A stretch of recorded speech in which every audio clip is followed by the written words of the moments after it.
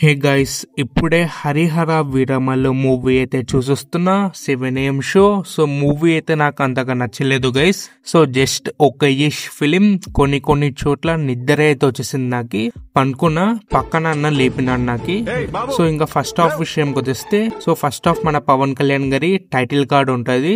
So ఆ card intro and background score బాగానే ఉంది. అండ్ ఏమైందో కీరవాణి గారికి ఈ ఫిలిం కి అంత మంచిగా అయితే మ్యూజిక్ కంపోజ్ చేయాలి.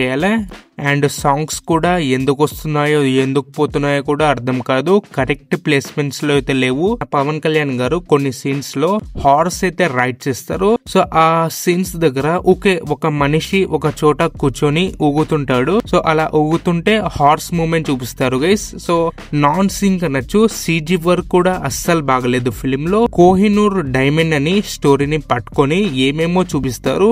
అబ్సల్యూట్లీ ఒక సీరియల్ చూసినట్టయితే అనిపించింది నాకు ఫిలిం మొత్తం. సో ఫస్ట్ హాఫ్ లో ఒక్క సీన్ అయినా బాగుందా బ్రో అంటే ఒక్క సీన్ బాగుంది. అది కూడా కంప్లీట్ గా సాటిస్ఫై చేయలే గానీ బాగానే ఉంది.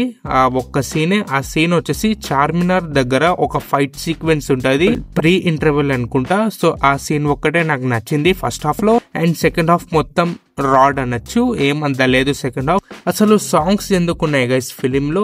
ఎప్పుడంటే అప్పుడు ప్లేస్మెంట్ చేయడమే. ముందుకు పోతుంది రా స్టోరీ అనుకుంటే మధ్యలో ఒక సాంగ్ వస్తుంది, మాట వినాలిరా అని. సో ఆ సాంగ్ అవసరమే లేదు. ఆ ప్లేస్మెంట్ కి అసలు అవసరం లేదు గైస్. మాక్సిమం మూవీలో ప్రతి సాంగ్ ఎందుకు వస్తుందో ఎందుకు పోతుందో కూడా అర్థం కాదు. అలా పెట్టినారు సాంగ్ ప్లేస్మెంట్. బాబీ డియోల్ గారి క్యారెక్టర్ విషయంకి వచ్చేస్తే వస్తుంటారు, డైలాగులు చెప్తుంటారు, పోతుంటారు, అంతే. ఏం అంత హై ఫీల్ అయితే ఇలా. సో మూవీ ఓవరాల్ గా చూస్తే ఒక్క హై మూమెంట్ కూడా లేదు. అండ్ పార్ట్ 2 అవసరం లేదు. ఈ సాగదీసిన సీన్స్ మొత్తం తీసేస్తే పార్ట్ 1 లోనే ముగించచ్చు ఫిలిం ని. సో ఓవరాల్ గా మూవీ అయితే ఓకే ఫిలిం. సో 5 కి నేను 2 రేటింగ్ అయితే ఇస్తా. సో నాకైతే నచ్చలేదు film. It's a okay film.